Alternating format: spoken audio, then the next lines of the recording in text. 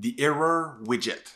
When I click on this button, this will throw the red screen error. But what you can do is use instead the ErrorWidget.builder just after the main. This will give you the Flutter error details, and inside I will return a simple container. The alignment will be centered, the child will be a text widget with the error message. I will also create a custom style with the color orange, and the text align.centered. Now when I click on throw the error, this is what I will see on the screen. But if you want to see the red screen only when you use the debug mode, then you can create a boolean in debug is equal to false. You can use the assert function, which will be triggered only when you are in debug mode. And then you set the in debug to true. After you create a if condition, if it's in debug, then return the error widget detail exception. In this way, because I run the application in debug mode right now, if I click on throw error, this will still put the red screen.